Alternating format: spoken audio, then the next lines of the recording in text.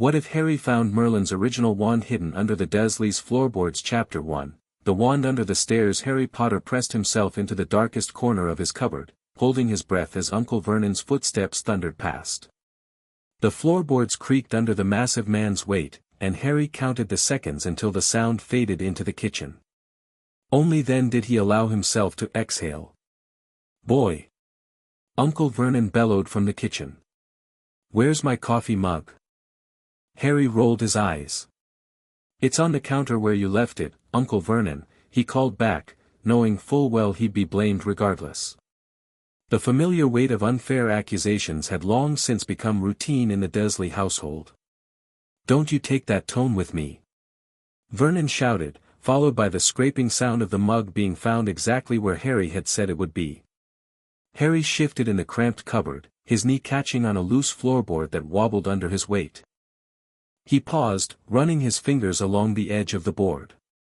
In 4 years of living in this cupboard, he'd never noticed it was loose before. Curiosity sparked, Harry wedged his fingers beneath the edge and pulled gently. The board lifted with surprising ease, revealing a small dark space beneath. At first, Harry thought it might be home to spiders, but as his eyes adjusted to the dimness, he spotted something that definitely didn't belong in the foundations of a perfectly ordinary house on Privet Drive. A box. Small, ornate, and covered in a thin layer of dust. Harry glanced toward his closed cupboard door, listening for the Dursleys. Aunt Petunia was watching her afternoon programs, Dudley was out terrorizing neighborhood kids, and Uncle Vernon had retreated to the garden to complain about the neighbors' unkempt hedges. It was as close to privacy as Harry ever got. He carefully lifted the box from its hiding place. It was surprisingly heavy for its size, made of dark wood with intricate carvings that seemed to shift slightly when he wasn't looking directly at them. Strange symbols were etched around its edges, not any language Harry recognized from school, but somehow they didn't seem completely foreign either. "What are you doing in here?" he whispered to the box, running his fingers along the cool surface. The box had no visible lock, just a simple clasp that seemed to warm under Harry's touch. When he flipped it open, he half expected something to jump out at him. Instead, nestled on a bed of midnight blue velvet, lay a wand. Harry knew it was a wand immediately, though he couldn't have explained how. It wasn't like the magician's wands he'd seen on TV shows Dudley watched. This was something else entirely, ancient and powerful. About 11 inches long, it appeared to be made of pale wood with veins of something that looked like crystal running through it. The handle was wrapped in what might once have been leather, now aged to a deep mahogany color. Embedded in the handle was a single clear stone that caught the dim light filtering through the cupboard vents. "Whoa," Harry breathed, reaching out hesitantly. The moment his fingers brushed against the wand, a jolt ran up his arm, not painful, but like static electricity multiplied 100-fold. The cupboard seemed to fade away, replaced by a swirling vision, a tall man with a long silver beard, dressed in midnight blue robes scattered with stars, standing beside a familiar-looking lake, raising this very wand toward the sky as storm clouds gathered. The vision vanished as quickly as it had appeared, leaving Harry gasping in his cupboard, the wand now clutched tightly in his hand. It felt warm, alive almost, and strangely right in his grip. "Hello?" Harry whispered to the wand, feeling only slightly foolish for doing so. The wand didn't respond verbally, but it pulsed once with a gentle blue light that illuminated the cramped cupboard.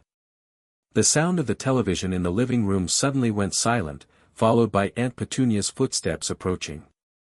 "What are you doing in there?" "Making noise when I'm trying to watch my programs." Her shrill voice came through the door.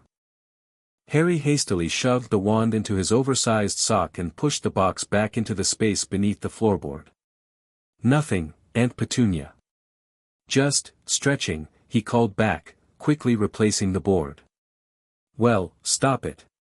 And get out here, the garden needs weeding before Vernon sees it." Harry sighed, carefully transferring the wand to the deepest pocket of his too large jeans. Whatever this strange object was, he wasn't letting it out of his possession. Not when it had practically hummed with recognition at his touch. That night, after a dinner where he'd been given considerably less than Dudley, as usual, Harry lay on his small bed in the cupboard, examining the wand by the dim light of his stolen torch. The crystal veins seemed to glow faintly from within, responding to his touch with pulses of soft blue light. "What are you?" Harry whispered, turning the wand over in his hands. As if in response, drowsiness washed over him. His eyelids grew heavy, and before he knew it, he was dreaming, but unlike any dream he'd ever had before. In the dream, the bearded man from his earlier vision stood before him, mouth moving as though speaking, though Harry couldn't hear the words. The man demonstrated movements with the wand, creating spectacular displays of light and energy. Fire danced at his command, water spiraled through the air, objects floated and transformed. Through it all, the man's eyes, piercing blue and impossibly ancient, seemed to look directly at Harry, as though teaching him across centuries. When Harry woke the next morning to Aunt Petunia's rapping on his door, fragments of the dream lingered in his mind. Without thinking, he grabbed the wand from under his pillow and made a swishing motion similar to what the old man had shown him, while thinking about his torch turning on. The torch, sitting on his shelf, immediately lit up, without Harry touching it.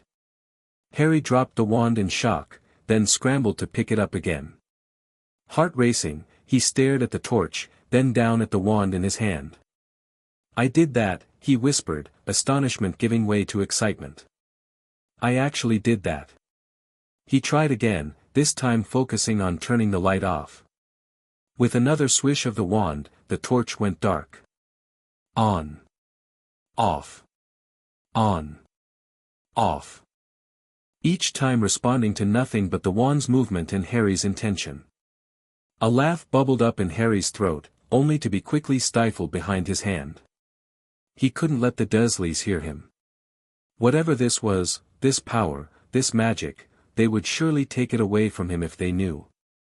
"Get up!" Aunt Petunia screeched, banging on the door again. "You need to watch the bacon. And don't you dare let it burn." Harry quickly hid the wand in a hole he'd discovered in the lining of his mattress, promising himself he'd explore its capabilities more when he was alone. For now, he had bacon to cook and a day of chores to survive. Over the following weeks, Harry experimented with the wand in secret. He learned that it responded to his thoughts and intentions more than specific words or movements, though certain gestures seemed to help focus the magic. The dreams continued too, showing him more of what the wand could do, filled with visions of the bearded wizard performing increasingly complex feats. Harry discovered he could make small objects float, change the color of things temporarily, and even create tiny balls of light that hovered in the air. Once, when Dudley and his gang were Harry hunting, he'd managed to make himself harder to see, not invisible exactly, but somehow less noticeable, enough that Dudley had looked right past him while he hid behind a trash bin. The most useful trick, though, was unlocking doors. After a particularly humiliating incident at school, Dudley had chased Harry home. Uncle Vernon, seeing Harry running toward the house with Dudley in pursuit, had locked the door deliberately, laughing as Harry rattled the handle desperately. With no time to think, Harry had touched the wand in his pocket and wished the door open. The lock had clicked, allowing him to slip inside and lock it again before Dudley arrived, leaving his cousin bewildered on the doorstep. The incident had earned him a week in his cupboard, but Harry didn't mind. It gave him more time with the wand, more time to practice in secret. And with each passing day, the connection between Harry and the wand grew stronger. One morning in July, Uncle Vernon hammered on the cupboard door. "Get up," he demanded. Harry had been awake for hours, practicing making small items hover beneath his blanket. He quickly hid the wand and emerged from the cupboard to find Uncle Vernon standing by the mail slot, several letters in hand. "Get the frying pan going," his uncle ordered, flipping through the mail with a disinterested grunt. Harry was halfway to the kitchen when he heard a sharp intake of breath. Turning, he saw Uncle Vernon staring at one of the letters, his face draining of color. "P. Petunia." Vernon stammered, eyes bulging. Harry's curiosity piqued, but before he could see what had caused such a reaction, Uncle Vernon had stuffed the mysterious letter into his pocket. Throughout breakfast, Harry noticed his aunt and uncle exchanging worried glances, their attention repeatedly shifting to Harry in a way that made him unusually self-conscious. Later that day, while doing chores, Harry overheard snatches of urgent whispered conversation. "Watching the house, Vernon." "Nonsense, it's just a prank, but how did they know about the cupboard?" "It said, I don't care what it said." By evening, Harry was burning with curiosity. That night, he waited until the house was silent before taking out the wand and whispering to it. "I need to see that letter," he told it, feeling only slightly foolish for speaking to an object. The one Uncle Vernon hid. The wand warmed in his hand, and Harry had a sudden impression of Uncle Vernon's jacket hanging in the hall closet. Following the instinct, Harry carefully unlocked his cupboard with the wand and tiptoed to the closet. Sure enough, tucked into the inside pocket of Uncle Vernon's jacket was a thick envelope made of yellowish parchment. Addressed in emerald green ink to, Mr. H. Potter, the cupboard under the stairs 4, Privet Drive, Little Whinging, Surrey. Harry's heart pounded. A letter for him? No one had ever written to him before. Hands trembling slightly, he broke the purple wax seal bearing a coat of arms, a lion, an eagle, a badger, and a snake surrounding a large letter H, and pulled out the letter. Hogwarts School of Witchcraft and Wizardry Headmaster, Albus Dumbledore, Order of Merlin, First Class, Grand Source, CHF, Warlock, Supreme Mugwump, International Confede, of Wizards. Dear Mr. Potter, we are pleased to inform you that you have been accepted at Hogwarts School of Witchcraft and Wizardry. Please find enclosed a list of all necessary books and equipment. Term begins on September 1st. We await your owl by no later than July 31st. Yours sincerely, Minerva McGonagall, Deputy Headmistress. The wand in Harry's pocket seemed to vibrate with excitement as he read the letter, almost as if it recognized the names mentioned. Harry read it 3 times before the reality began to sink in. Witchcraft. Wizardry. Magic. It explained everything, the strange things that had always happened around him, even before finding the wand. The time his hair had grown back overnight after a particularly horrible haircut from Aunt Petunia. The school roof incident. And now, the wand and everything he could do with it. He was a wizard. Suppressing the urge to laugh or shout or dance around the hallway, Harry carefully folded the letter and returned to his cupboard, his mind racing. The Dursleys obviously knew, that explained their reactions, the whispered conversations, their lifelong determination to stamp out anything unnatural in him. But they couldn't stop this. Not now that he knew. Harry tucked the letter under his mattress beside the wand and lay back, staring at the underside of the stairs above him with a newfound sense of hope. For the first time in his life, he felt like he belonged somewhere. That night, his dreams were filled with the bearded wizard again, but this time the man seemed pleased, nodding approvingly as scenes flashed before Harry, a magnificent castle, people in robes holding wands, and a sense of coming home. The next morning, more letters arrived, 3 identical ones pushed through the mail slot. Uncle Vernon tore them up in a rage. The following day, 12 letters came, some forced through the windows. Vernon nailed the mail slot shut, but it didn't help. Letters poured down the chimney, shot through cracks under doors, and even appeared tucked inside eggs that Aunt Petunia cracked open for breakfast. Harry watched the escalating chaos with a strange sense of calm. With his own letter safely hidden in his cupboard, he could afford to be patient. The wand seemed to agree, remaining cool and quiet in his pocket, as though waiting for events to unfold. By Sunday, Uncle Vernon was nearly delirious with paranoia, gathering the family for an announcement. "We're going away," he declared triumphantly, twitching slightly. "Far away, where they can't find us." And so began a wild journey across England, culminating in a miserable, storm-battered shack on a rock in the sea. As midnight approached on the eve of Harry's 11th birthday, he lay on the cold dirt floor, drawing a birthday cake in the dust while Dudley snored on the moth-eaten sofa. The wand in his hand glowed faintly, providing just enough light for his dust drawing. It had been behaving strangely all day, growing warmer as darkness fell, almost vibrating with anticipation. "Something's coming," Harry whispered to it. The wand pulsed once in what felt like agreement. As his watch ticked toward midnight, Harry heard something over the storm, a crunching noise outside, like footsteps approaching the shack. The wand suddenly grew hot in his hand. Boom! Something had hit the door with enough force to make the whole shack shudder. Harry scrambled to his feet, the wand clutched tightly as Dudley jerked awake. Uncle Vernon came charging from the bedroom, rifle in hand, as a second massive blow struck the door. "Who's there?" Vernon shouted. "I warn you, I'm armed." The door crashed open, swinging clean off its hinges to reveal an enormous silhouette framed in the doorway, lightning flashing behind him. The man squeezed into the hut, his wild hair and beard gleaming with raindrops. Harry instinctively stepped back, the wand hot in his pocket, ready to defend himself if necessary. But the giant simply looked around, spotted Harry, and broke into a wide smile. "And here's Harry," he boomed. "Last time I saw you, you was only a baby. Yeah, look a lot like your dad, but you've got your mom's eyes." Uncle Vernon made a strangled noise. "I demand that you leave at once, sir. You are breaking and entering." "Dry up, Dursley, yeah, great prune," the giant responded, wrenching the rifle from Vernon's hands and tying it into a knot with apparent ease.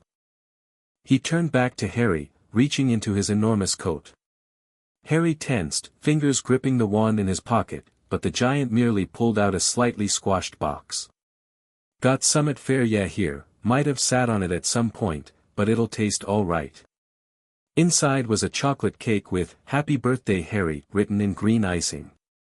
Harry stared at it in amazement, his first ever birthday cake. "Who are you?" he asked finally. The giant chuckled. "True, I haven't introduced myself.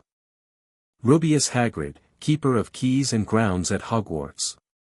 You'll know all about Hogwarts, oh, course." Harry hesitated. He did know, thanks to his intercepted letter, but he sensed it might be wiser not to reveal this. No," he said instead. "No." Hagrid looked shocked, then furious, rounding on the Dursleys. "Did ye never tell him? About our world? About his parents? About what he is?" "Stop!" Uncle Vernon yelled. "I forbid you to tell the boy anything." Hagrid gave Vernon a look that would have made braver men than him cower. "Harry, you're a wizard." Even expecting it, hearing it stated so plainly sent a thrill through Harry.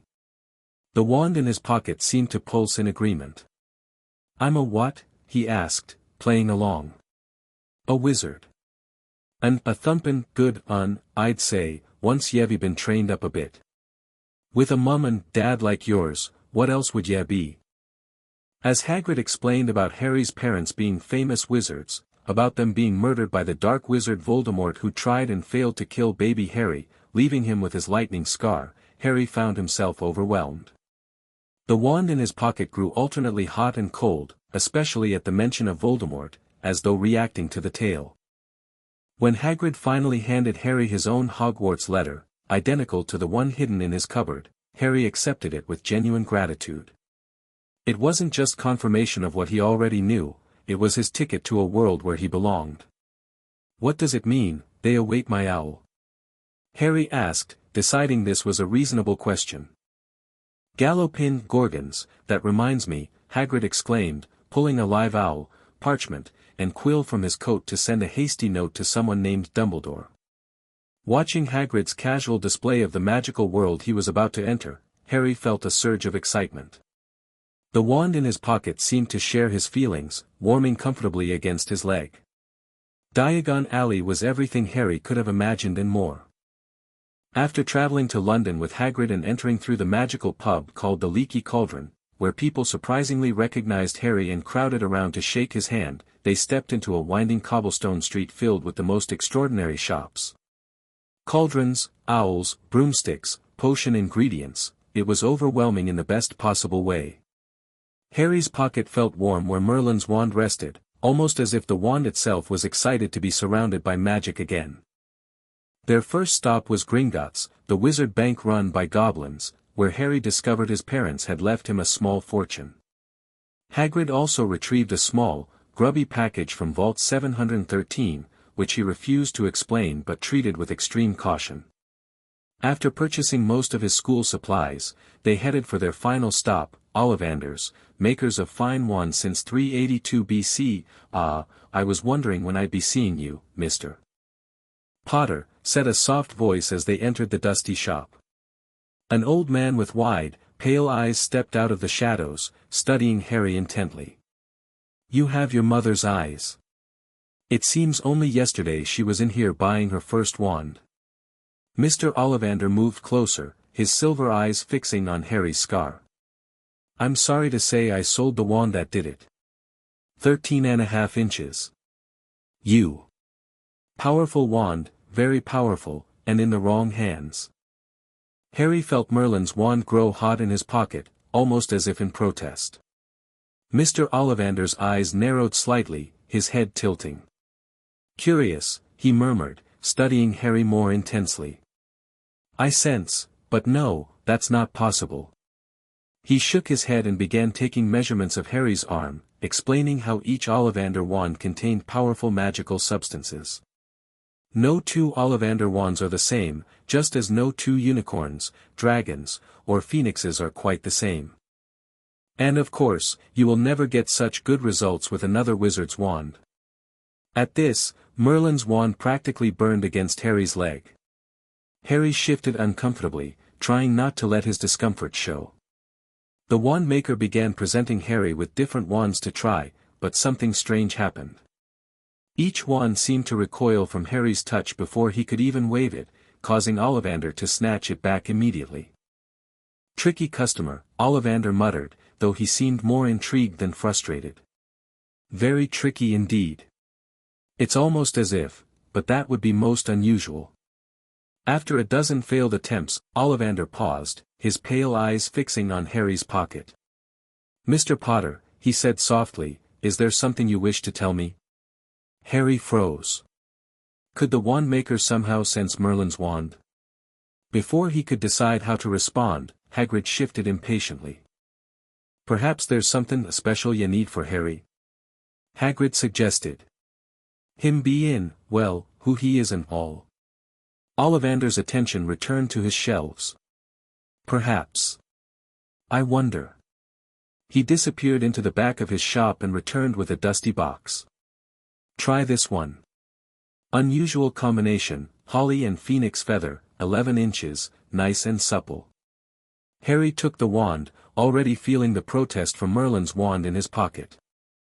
Focusing intently, Harry tried to suppress whatever connection was causing the interference. For a moment, nothing happened, then, red and gold sparks shot from the end of the holly wand, though considerably fewer than Harry suspected should have appeared. "Curious," Ollivander said again. "Very curious." "Sorry," said Harry, "but what's curious?" "I remember every wand I've ever sold, Mr. Potter. Every single wand. It so happens that the phoenix whose tail feather is in your wand, gave another feather, just one other. It is very curious indeed that you should be destined for this wand when its brother, why, its brother gave you that scar." Harry swallowed as Ollivander fixed him with his pale stare. "Yes, 13.5 inches. You. Curious indeed how these things happen. The wand chooses the wizard, remember. I think we must expect great things from you, Mr. Potter. After all, he who must not be named did great things, terrible, yes, but great." As they left the shop, Harry couldn't help but feel that Ollivander knew something wasn't quite right. The holly and phoenix feather wand, now wrapped in brown paper, felt almost disappointed in his hand compared to the eager warmth of Merlin's wand in his pocket. Platform 9 3/4 was hidden in plain sight at King's Cross Station, accessible through what appeared to be a solid barrier between platforms 9 and 10. Having been dropped off by Uncle Vernon with poorly disguised glee, Harry stood staring at the barrier with uncertainty. "Just walk straight at it," a kind voice said behind him. Harry turned to see a plump woman with 4 boys, all with flaming red hair. "Best do it at a bit of a run if you're nervous. Go on before Ron."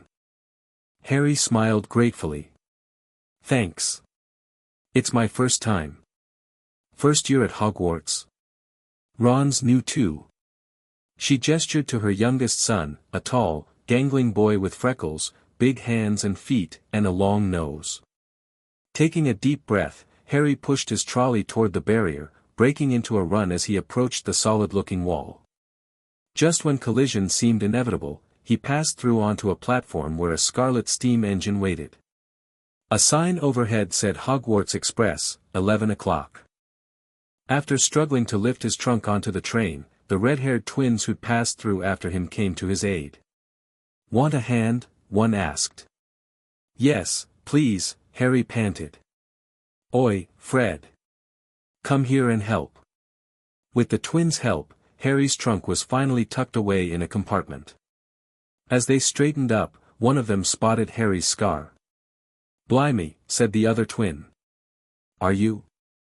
He is, said the first twin. Aren't you? What? Said Harry. Harry Potter, they chorused. Oh, him, said Harry. I mean, yes, I am. The twins gawked until their mother called them away. Harry settled into his compartment, watching the red-haired family through the window. The mother was fussing over her youngest son, trying to rub something off his nose while he wriggled to get free. Finally, the train whistle blew. Doors slammed, and the train began to move. Harry couldn't help grinning, he was on his way at last. The compartment door slid open, and the youngest red-headed boy entered. Anyone sitting there? He asked, pointing to the seat opposite Harry. Everywhere else is full. Harry shook his head, and the boy sat down. He glanced at Harry and then looked quickly out of the window, pretending he hadn't looked. Hey, Ron. The twins had returned. Listen, we're going down the middle of the train, Lee Jordan's got a giant tarantula down there. Right, mumbled Ron. Harry, said the other twin, did we introduce ourselves? Fred and George Weasley. And this is Ron, our brother. See you later, then. They slid the compartment door closed behind them. Are you really Harry Potter? Ron blurted out. Harry nodded.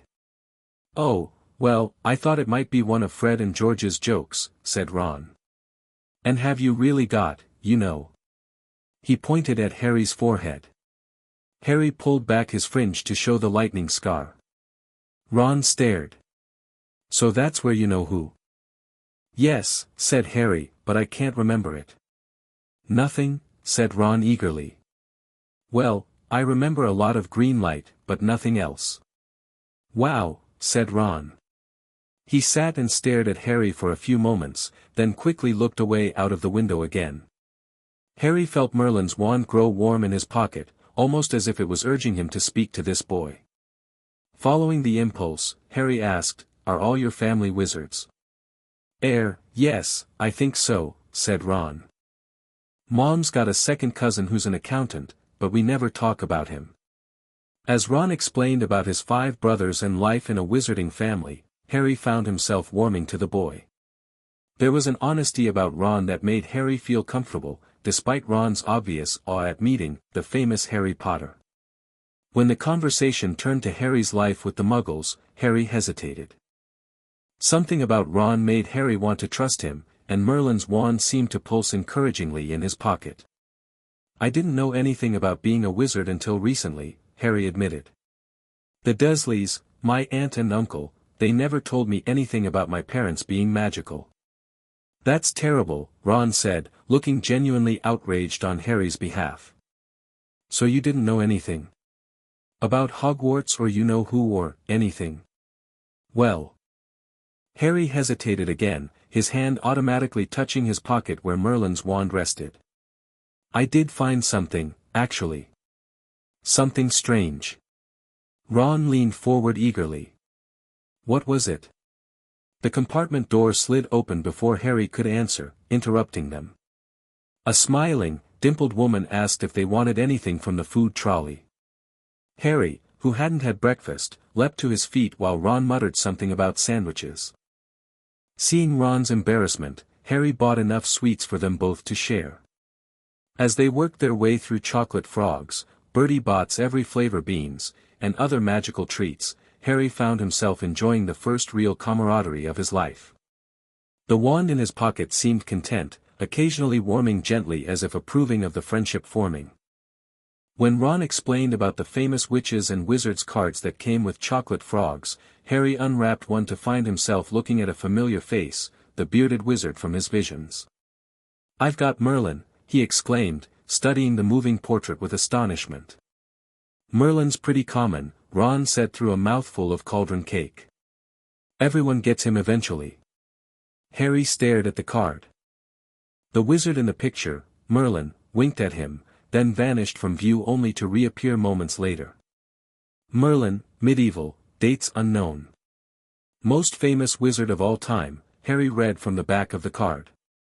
Sometimes known as the Prince of Enchanters. Part of King Arthur's court. Famous for creating revolutionary magical practices and objects that changed wizardry forever. The wand in Harry's pocket grew very warm indeed, and Harry had the distinct impression it was pleased to be recognized, even indirectly. Their journey continued with more conversation and sweets, interrupted briefly by a round-faced boy looking for his lost toad and a bushy-haired girl named Hermione Granger who spoke very fast and seemed to know an intimidating amount about magic already. As they neared Hogwarts and changed into their robes, Harry felt a mixture of excitement and nervousness. "Whatever house I'm in, I hope she's not in it," Ron muttered after Hermione left. "What house are your brothers in?" asked Harry, remembering that Hogwarts sorted students into houses. "Gryffindor," said Ron, gloom settling over his features. "Mom and Dad were in it, too. I don't know what they'll say if I'm not. I suppose Ravenclaw wouldn't be too bad, but imagine if they put me in Slytherin." "That's the house Voldemort was in?"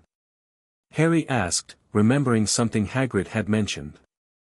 Ron gasped. "You said his name."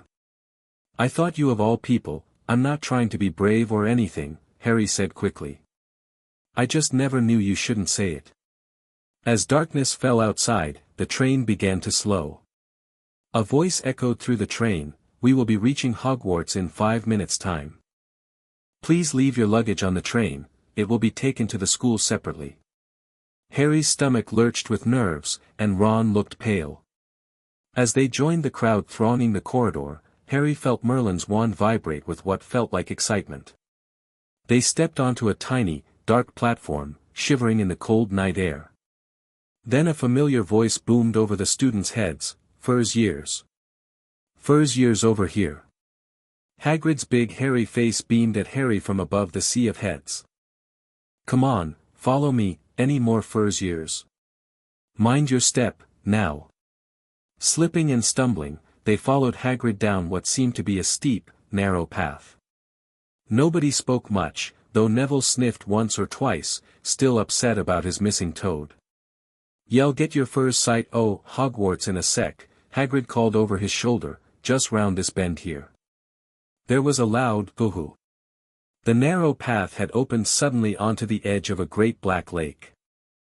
Perched atop a high mountain on the other side, its windows sparkling in the starry sky, was a vast castle with many turrets and towers. As Harry stared up at the magnificent structure, Merlin's wand suddenly grew almost painfully hot in his pocket. Without warning, a vision flashed before his eyes, the bearded wizard from the card, from his dreams, standing on these very shores, raising his wand toward the half-built castle, streams of golden light flowing from the wand's tip to strengthen the foundations. "Harry? You coming?" Ron's voice snapped Harry back to the present. "No more N4 to a boat." Hagrid was calling, pointing to a fleet of little boats sitting in the water by the shore. Harry and Ron were joined in their boat by Hermione and Neville. As the fleet of boats moved off all at once, gliding across the smooth, glass-like lake, Harry felt a strange sensation of homecoming. Merlin's wand seemed to resonate with the castle's magic, creating a pleasant warmth that spread up Harry's arm. "Heads down," yelled Hagrid as the first boats reached the cliff. They all bent their heads as the little boats carried them through a curtain of ivy that hid a wide opening in the cliff face. They were carried along a dark tunnel until they reached an underground harbor, where they clambered out onto rocks and pebbles. "Oi, you there! Is this your toad?" said Hagrid, checking the boats as people climbed out. "Trevor," cried Neville blissfully, holding out his hands. They walked up a passageway in the rock after Hagrid's lamp, coming out at last onto smooth, damp grass right in the shadow of the castle. They walked up a flight of stone steps and crowded around the huge, oak front door. "Everyone here?" Hagrid raised a gigantic fist and knocked 3 times on the castle door. The door swung open immediately. A tall, black-haired witch in emerald green robes stood there, her stern face making it clear that this was someone not to cross. "The First Years, Professor McGonagall," said Hagrid. "Thank you, Hagrid. I will take them from here." She led them across the flagged stone floor, where Harry could hear the drone of hundreds of voices from a doorway to the right. The rest of the school must already be here, but Professor McGonagall showed the First Years into a small, empty chamber off the hall. "Welcome to Hogwarts," said Professor McGonagall. "The start of term banquet will begin shortly, but before you take your seats in the Great Hall, you will be sorted into your houses." As she explained about the 4 houses, Gryffindor, Hufflepuff, Ravenclaw, and Slytherin, and the house point system, Harry found his thoughts drifting to Merlin's wand. Which house would the ancient wizard have been in? Would the wand influence Harry's own sorting? The sorting ceremony will take place in a few minutes in front of the rest of the school. "I suggest you all smarten yourselves up as much as you can while you are waiting," Professor McGonagall concluded, her eyes lingering for a moment on Neville's cloak, fastened under his left ear, and on Ron's smudged nose. She left the chamber, and nervous whispers broke out. "How exactly do they sort us into houses?" Harry asked Ron. "Some sort of test, I think. Fred said it hurts a lot, but I think he was joking." Harry felt his heart sink. A test? In front of the whole school. But he didn't know any magic yet, at least, not officially. Would he be expected to perform spells? What if he accidentally used Merlin's wand instead of his new one? Would that expose his secret? The wand in his pocket gave a reassuring pulse of warmth, almost as if telling him not to worry. Somehow, that simple gesture calmed Harry's racing thoughts. Whatever happened next, he wasn't alone. He had Ron as a new friend, and Merlin's wand as a secret ally. As the ghosts floated in, causing several students to gasp in alarm, and Professor McGonagall returned to lead them to the Great Hall, Harry touched his pocket one last time for reassurance. The wand hummed with anticipation, and Harry felt a curious certainty settle over him. He was exactly where he was meant to be. Chapter 2, Secrets of Hogwarts. The Great Hall took Harry's breath away. Thousands of candles floated in midair above 4 long tables where students sat, golden plates and goblets gleaming in the candlelight. At the top of the hall, teachers sat at another long table facing the students. Professor McGonagall led the First Years down the center aisle, and Harry felt hundreds of eyes tracking their progress. To avoid the staring, Harry looked up and gasped. The ceiling wasn't there, or rather, it appeared to open directly to the heavens, a velvety black sky dotted with stars stretching overhead. "It's bewitched to look like the sky outside," Hermione whispered. "I read about it in Hogwarts, a history." Harry nodded absently, still staring upward. In his pocket, Merlin's wand vibrated with what felt distinctly like recognition. Without warning, another vision flashed across Harry's mind, the bearded wizard standing in this very hall, waving his wand at the ceiling, weaving enchantments into the stone. "Harry, you okay?" Ron nudged him. "You went weird for a second there." "Fine," Harry whispered back, blinking away the afterimage. "Just, taking it all in." Professor McGonagall silently placed a 4-legged stool in front of the First Years. On top of the stool she put a pointed wizard's hat, extremely old and patched, frayed and dirty. For a few seconds, there was complete silence. Then the hat twitched, a rip near the brim opened wide like a mouth, and the hat began to sing. As the Sorting Hat finished its song about the 4 Hogwarts houses, the hall burst into applause. The hat bowed to each of the 4 tables and then became quite still again. "So we've just got to try on the hat," Ron whispered to Harry, sounding relieved. "I'll kill Fred," he was going on about wrestling a troll. Professor McGonagall began calling students forward alphabetically. Harry watched as Abbott, Hannah, became a Hufflepuff and Bones, Susan, joined her. Boot, Terry, went to Ravenclaw, as did Brocklehurst, Mandy, while Brown, Lavender, became the first new Gryffindor. The sorting continued, and Harry's nerves mounted as P approached.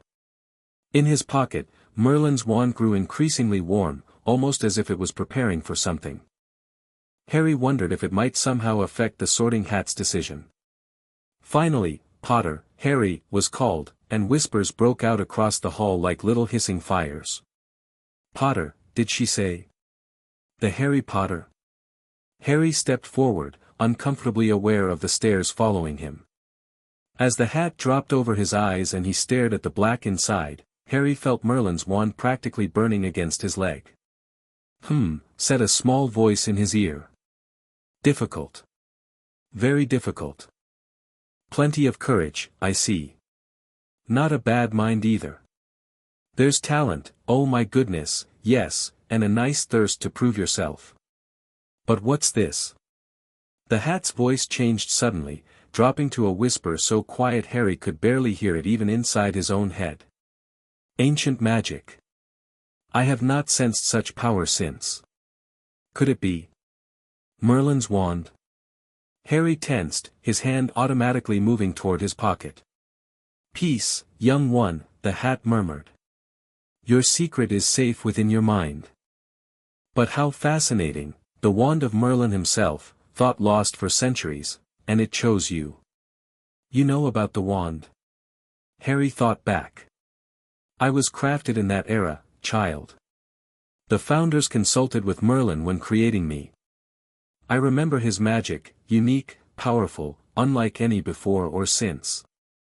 And now it resurfaces with you, how very interesting. Does this change where I should go?" Harry wondered. "That depends," the hat replied. "The wand has already begun changing you, whether you realize it or not. Such power demands much from its wielder. Slytherin could help you achieve the greatness this connection promises." "Not Slytherin," Harry thought firmly. "Not Slytherin, eh? Are you certain? You could be great, you know, and Slytherin would help you on the way to greatness, no doubt about that." "I said not Slytherin," Harry insisted. "Well, if you're sure. But remember, Potter, that wand will draw attention. Be careful who you trust." "Better be," the hat's voice rose to address the hall, "Gryffindor." Harry heard the table on the far left explode with cheers. He removed the hat and walked shakily toward the Gryffindor table, barely noticing that he was getting the loudest cheer yet. Percy the prefect got up and shook his hand vigorously, while the Weasley twins yelled, "We got Potter! We got Potter!" As Harry sat down opposite the Hogwarts ghost in the rough, he felt Merlin's wand finally cooling in his pocket, as if satisfied with the outcome. Harry wondered what the hat had meant about the wand changing him, but pushed the thought aside as Ron's sorting approached. After Ron joined him at Gryffindor table, looking positively green with relief, and Zabini, Blaze, was made a Slytherin, Professor McGonagall rolled up her scroll and took the sorting hat away. Albus Dumbledore got to his feet, beaming at the students, his arms opened wide. "Welcome," he said. "Welcome to a new year at Hogwarts. Before we begin our banquet, I would like to say a few words, nitwit. Blubber. Oddment. Tweak. Thank you." He sat back down as everybody clapped and cheered. Harry wasn't sure whether to laugh or not. "Is he a bit mad?" he asked Percy uncertainly. "Mad?" said Percy airily. "He's a genius. Best wizard in the world. But yes, he is a bit mad. Potatoes, Harry." Harry's mouth fell open. The dishes in front of him were now piled with food. As he loaded his plate, the talk turned to families. I'm half and half, said Seamus Finnegan. Me dad's a muggle. Mom didn't tell him she was a witch till after they were married. Bit of a nasty shock for him. The others laughed, and Harry joined in, though part of him wondered how the Dursleys would have reacted if they'd known about Merlin's wand hidden in their house all those years. The thought of Uncle Vernon's purple face made Harry grin. After dessert, Dumbledore rose again to make announcements about the Forbidden Forest being off-limits and a warning about the third-floor corridor being out of bounds, to everyone who does not wish to die a very painful death. Harry might have thought it a joke, but Percy's serious reaction suggested otherwise. Before he could ponder it further, they were dismissed to their dormitories. Following Percy through the chattering crowds, up staircases, and through hidden doorways, Harry found himself getting increasingly sleepy. They stopped suddenly in front of a portrait of a fat woman in a pink silk dress. "Password?" she asked. "Caput Draconis," said Percy, and the portrait swung forward to reveal a hole in the wall. They all scrambled through it and found themselves in the Gryffindor common room, a cozy, round room full of squashy armchairs. Percy directed the girls through one door to their dormitory and the boys through another. At the top of a spiral staircase, they found their beds at last, 5 four-posters hung with deep red, velvet curtains. Their trunks had already been brought up. Too tired to talk much, they pulled on their pajamas and fell into bed. Harry, however, stayed awake a little longer, carefully removing Merlin's wand from his pocket and placing it under his pillow. As his fingers brushed against it, he felt a pulse of contentment. "We're here," he whispered to it. "We made it." The wand warmed briefly in response, and Harry drifted off to sleep, dreams of the bearded wizard walking Hogwarts halls flowing through his mind. Classes began the next day, and Harry quickly discovered that there was much more to magic than waving a wand and saying a few funny words. Astronomy taught them the names of stars and the movements of planets. Herbology took them out to the greenhouses to study magical plants. History of magic, taught by a ghost, proved to be mind-numbingly boring. Professor Flitwick, the charms teacher, squeaked and fell off his stack of books when he read Harry's name during roll call. Professor McGonagall, who taught transfiguration, was strict and clever. Defense against the dark arts, which everyone had been looking forward to, turned out to be something of a joke, with Professor Quirrell stammering through lessons that smelled strongly of garlic. The class Harry had been most anxious about was potions with Professor Snape. The potions master had given Harry a strange look during the welcoming feast, not exactly hostile, but intensely curious, as if trying to see through him. That Friday morning at breakfast, Harry received his first mail, a note from Hagrid inviting him for tea that afternoon. He was just showing it to Ron when the owls cleared and a familiar cold voice spoke behind them. "So, Potter. Our new celebrity." Harry turned to find Professor Snape standing there, his black eyes glittering. Merlin's wand, tucked safely in Harry's pocket, suddenly grew ice cold. "I understand you'll be joining us for potions this morning," Snape continued. "I do hope fame hasn't convinced you that natural talent is unnecessary." Before Harry could respond, Snape swept away toward the staff table, his black cloak billowing behind him. "Mental, that one," Ron muttered. "Fred and George say he always favors Slytherin. We'll see soon enough." The potions classroom was in the dungeons, colder than the main castle and creepier, with pickled animals floating in glass jars around the walls. Snape, like Flitwick, started class by taking the register, and like Flitwick, he paused at Harry's name. "Ah, yes," he said softly, "Harry Potter. Our new celebrity." Draco Malfoy and his friends Crabbe and Goyle sniggered behind their hands. Snape finished calling names and looked up at the class. "You are here to learn the subtle science and exact art of potion making," he began, speaking barely above a whisper, but they caught every word. "As there is little foolish wand-waving here, many of you will hardly believe this is magic." Harry found himself leaning forward despite his dislike of the professor. Snape's description of potions was compelling, bottling fame, brewing glory, even stopping death. "Potter," said Snape suddenly. What would I get if I added powdered root of asphodel to an infusion of wormwood? Harry blinked. Powdered root of what to an infusion of what? He glanced at Ron, who looked as stumped as he was. Hermione's hand shot into the air. I don't know, sir, said Harry. Snape's lips curled into a sneer. Fame clearly isn't everything.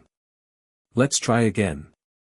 Potter, where would you look if I told you to find me a bezoar? As Hermione stretched her hand as high as it would go, Harry felt a strange tingling in his pocket. Suddenly, information popped into his head, as if someone had whispered it directly into his ear. A bezoar is a stone taken from the stomach of a goat, Harry found himself saying. It will save you from most poisons. Snape's eyes narrowed dangerously. And who told you that, Potter? Harry swallowed, unsure how he'd known the answer himself. I must have read it somewhere, sir. Indeed. Snape didn't look convinced. And what is the difference between monkshood and wolfsbane? Again, the knowledge appeared in Harry's mind unbidden. Merlin's wand was now warm against his leg. They're the same plant, sir, Harry answered cautiously. Also called aconite. The entire class was staring at him now. Snape's expression had shifted from dismissive to intensely suspicious. 2 correct answers out of 3, Snape said softly. Perhaps there's more to you than meets the eye, Potter. For your information, asphodel and wormwood make a sleeping potion so powerful it is known as the draught of living death. As for the rest, correct. He turned away abruptly. Why aren't you all copying this down? There was a sudden rummaging for quills and parchment. Over the noise, Snape added, and a point from Gryffindor for your cheek, Potter. Things didn't improve as the potions lesson continued. Snape criticized almost everyone except Malfoy, whom he seemed to like. Harry's potion was coming along reasonably well when Merlin's wand suddenly grew hot in his pocket. Without warning, Harry felt an overwhelming urge to add an extra clockwise stir after every 7th counterclockwise stir. Following the instinct, his potion turned the exact shade of turquoise described in the textbook. Snape, who had been about to criticize Neville's effort, stopped dead when he passed Harry's cauldron. He stared at the perfect potion, then at Harry, his expression unreadable. Interesting technique, Potter, he said quietly. I don't recall the textbook suggesting that particular stirring pattern. Harry tensed. Just, experimenting, sir. Experimenting, Snape repeated, his black eyes boring into Harry's. For a moment, Harry felt a strange pressure in his head, like someone trying to push through a door. Merlin's wand grew almost painfully hot, and Snape suddenly blinked and looked away. Clean up your workstations, Snape announced to the class, moving swiftly away from Harry. Bottle your potions, label them clearly, and place them on my desk for grading. As they climbed the steps out of the dungeon an hour later, Ron stared at Harry in amazement. How did you know all that stuff? He demanded. And your potion was perfect. Even Hermione's had that greenish tinge. Just lucky, I guess, Harry said uncomfortably. In his pocket, Merlin's wand had returned to its normal temperature, but Harry couldn't shake the feeling that something significant had just happened. Had the wand somehow provided him with knowledge he hadn't possessed? And what was that strange sensation when Snape had looked directly into his eyes? That afternoon, they visited Hagrid at his hut on the edge of the Forbidden Forest. The gamekeeper's boarhound, Fong, slobbered all over Ron while Harry told Hagrid about their lessons. Hagrid's rock cakes nearly broke their teeth, but they pretended to enjoy them as Harry mentioned Snape's apparent dislike of him. Rubbish, said Hagrid. Why should he? Yet Harry noticed that Hagrid didn't quite meet his eyes when he said that. Changing the subject, Harry picked up a piece of paper lying on the table, a cutting from the Daily Prophet about a Gringotts break-in. Hagrid, said Harry, that Gringotts break-in happened on my birthday. It might have been happening while we were there. There was no doubt about it, Hagrid definitely didn't meet Harry's eyes this time. He grunted and offered him another rock cake. Harry read the story again. The vault that was searched had in fact been emptied earlier that same day.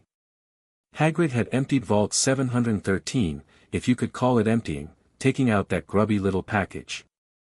Had that been what the thieves were looking for? Walking back to the castle for dinner, Harry's mind was racing with questions about Snape, the Gringotts break-in, and the third-floor corridor. Merlin's wand seemed to hum with shared curiosity in his pocket. The next few weeks passed in a blur of classes and homework. Harry found himself constantly struggling to use his official wand properly when Merlin's wand kept trying to help. In Charms, when they practiced the levitation spell, Wingardium Leviosa, Harry had to deliberately hold back when using his Phoenix Feather wand, as Merlin's wand kept sending pulses of magic that would have sent objects shooting to the ceiling. In Transfiguration, while attempting to turn a match into a needle, Harry accidentally brushed Merlin's wand in his pocket at the same time as he cast the spell with his regular wand. The match not only turned into a perfect silver needle but also multiplied into a dozen identical ones. Professor McGonagall had been both impressed and puzzled. "I've never seen a first-year accomplish multiple transformations simultaneously," she'd said, studying the needles with a furrowed brow. "Most unusual, Mr. Potter."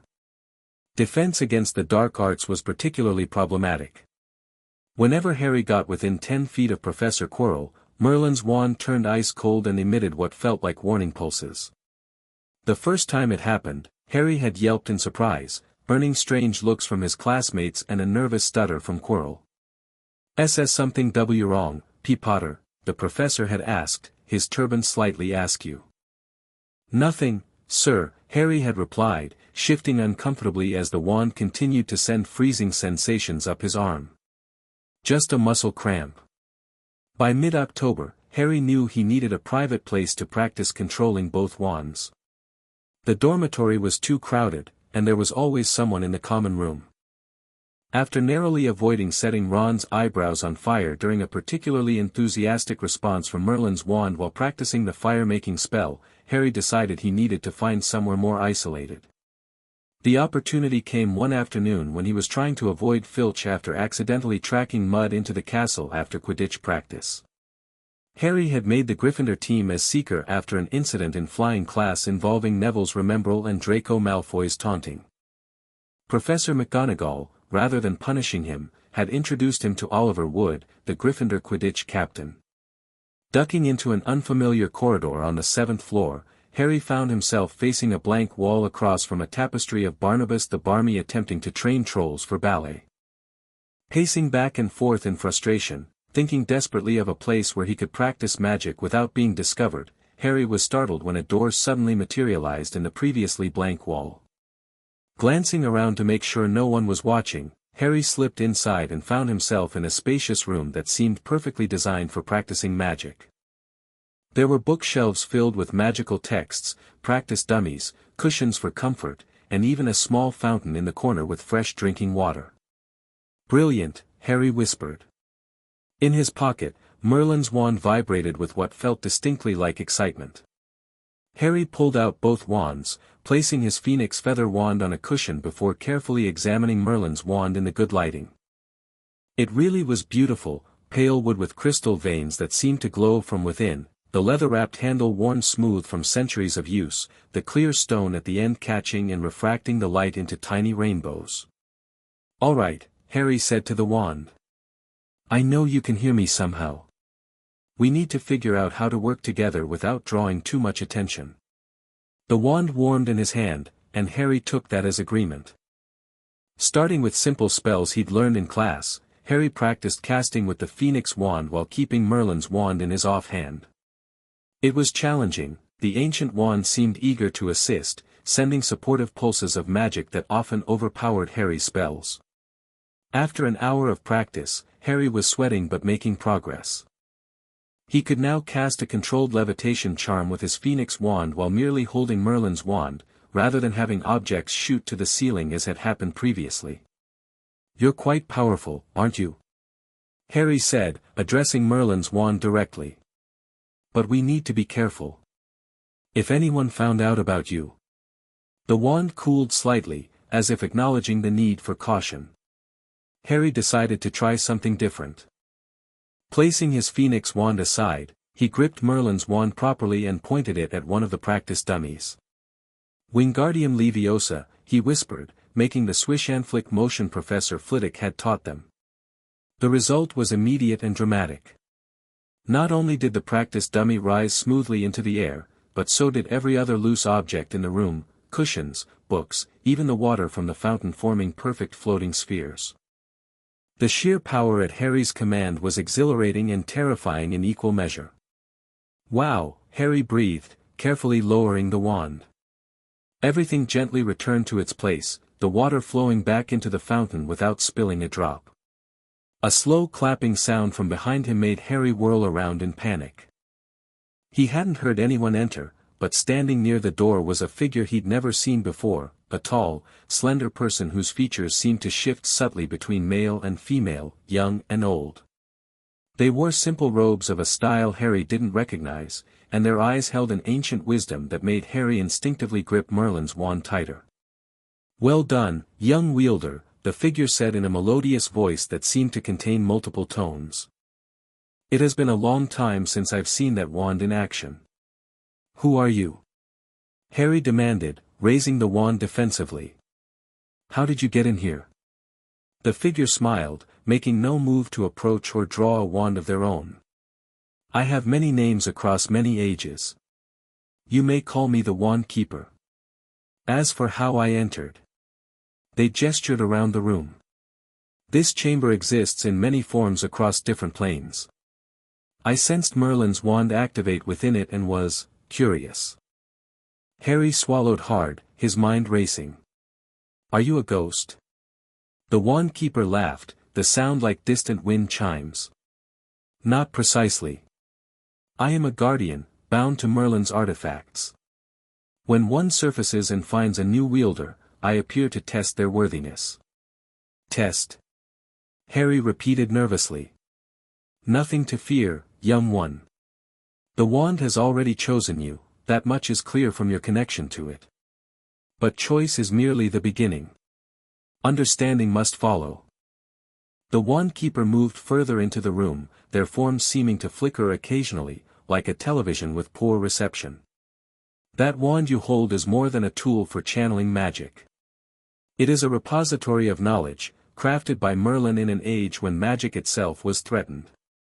He imbued it with memories, spells, and wisdom, intending it to resurface in times of need." Harry looked down at the wand with newfound awe. "Is that why it sometimes helps me? Like in potions, it told me about bezoars and how to stir properly." The Wand Keeper nodded. "The wand recognizes gaps in your knowledge and fills them when necessary. But be cautious, such power draws attention. Already, others in this castle have sensed something unusual about your magic." "Snape," Harry muttered.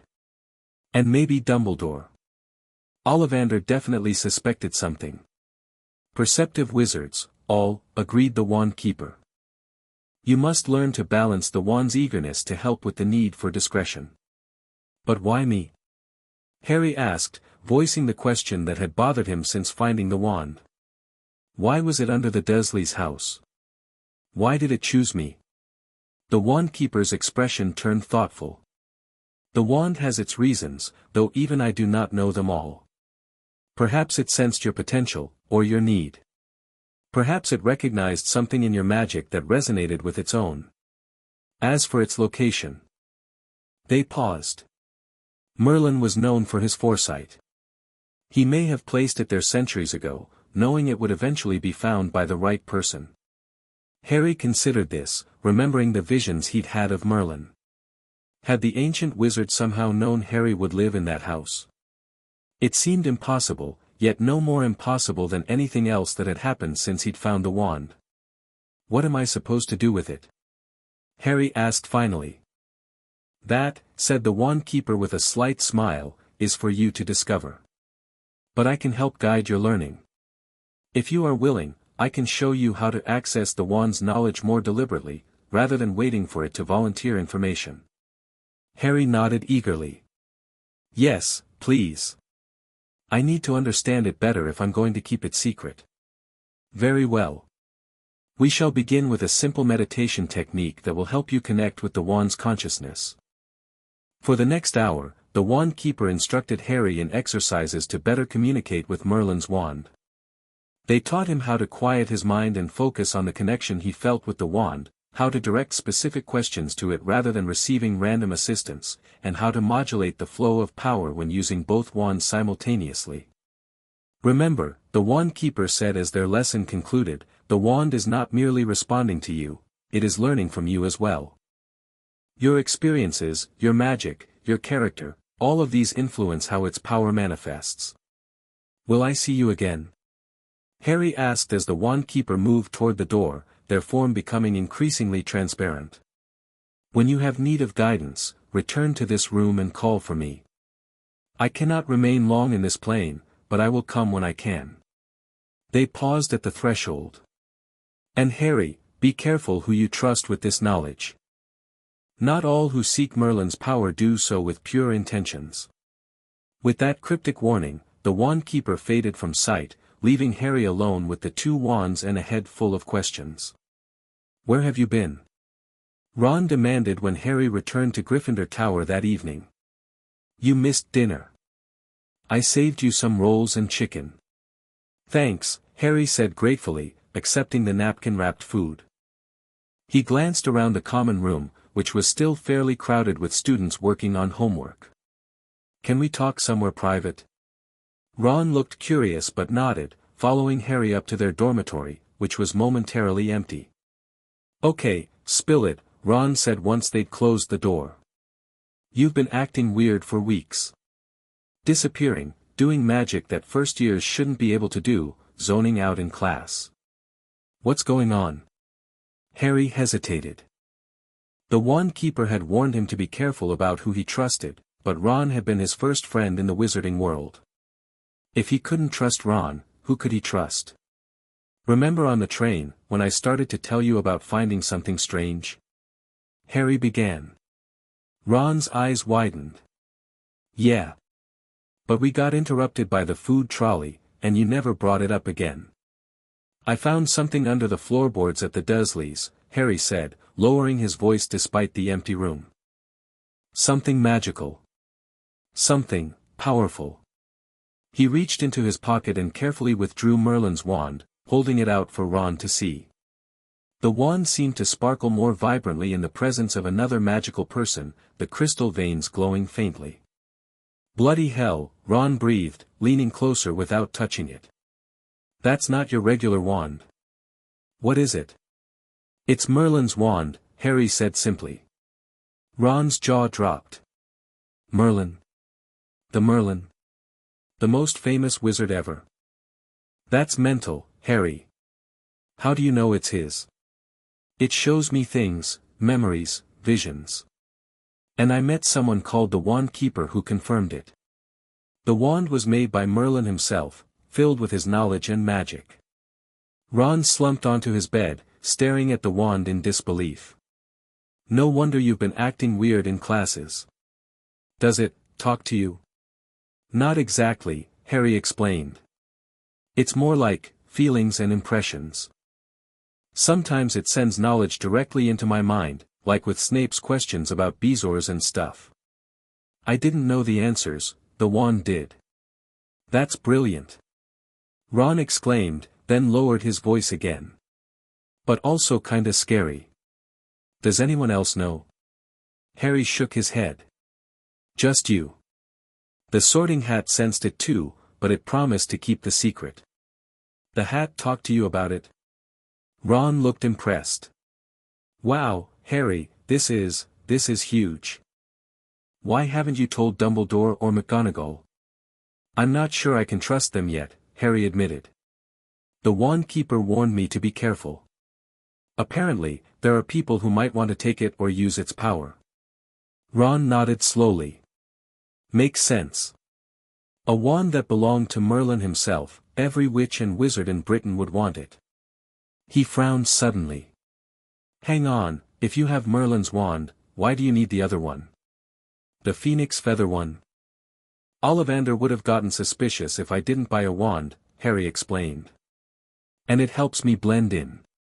If I used Merlin's wand openly, everyone would notice how powerful my spells are. Like in charms last week when your feather shot to the ceiling. Ron grinned. Harry smiled sheepishly.